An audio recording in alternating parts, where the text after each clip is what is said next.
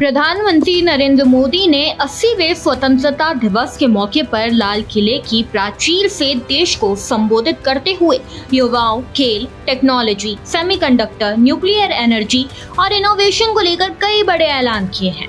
AI skilling से लेकर sports talent Hunt और सीजी तक पीएम मोदी के संबोधन में भविष्य के भारत का रोड मैप नजर आया। प्रधानमंत्री मोदी ने युवाओं के लिए एआई स्किलिंग को लेकर बड़ा लक्ष्य रखा। उन्होंने कहा कि 1 साल में 1 करोड़ युवाओं को एआई स्किल्स की ट्रेनिंग दी जाएगी।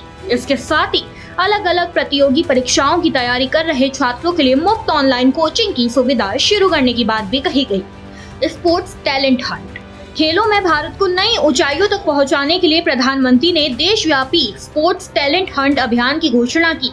इस अभियान में 5 से 15 साल तक के बच्चों की प्रतिभा को तलाशा जाएगा। चुने गए खिलाड़ियों को विश्वसनीय कोचिंग, स्पोर्ट्स साइंस और आधुनिक सुविधाएं उपलब्ध कराने पर जोर दिया जाएगा।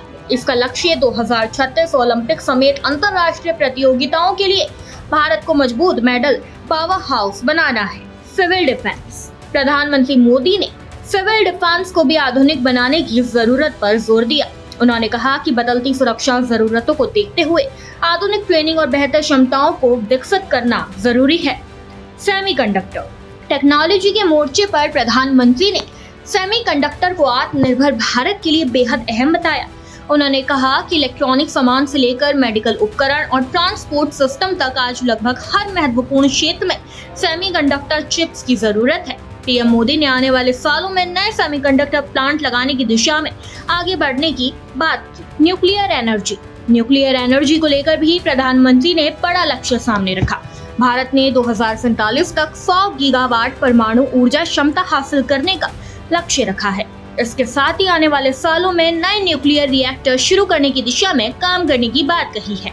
मेड इन इंडिया सीजी, प्रधानमंत्री ने मेड इन इंडिया सीजी को लेकर भी बड़ा विजन रखा।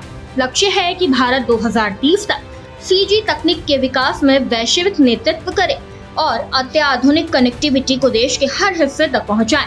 ग्लोबल इनोवेशन हब, प्रधानमंत्री मोदी ने भारत को सिर्फ तकनीक का उपभोक्ता नहीं बल्कि ग्लोबल इनोवेशन हब बनाने का लक्ष्य भी सामने रखा। उन्होंने रिसर्च और डेवलपमेंट के लिए 1 लाख करोड़ रुपए के फंड का जिक्र किया।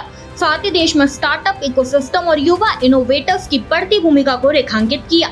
एआई से लेकर स्पोर्ट्स, सेमीकंडक्टर, न्यूक्लियर एनर्जी और सीजी तक प्रधानमंत्री मोदी के स्वतंत्रता दिवस संबोधन में टेक्नोलॉजी और इनोवेशन के जरिए भारत को भविष्य के लिए तैयार करने का रोड मैप दिखाया गया। अब इन घोषणाओं को जमीन पर उतारना सरकार और संबंधित संस्थानों के लिए बड़ी चुनौती होगी।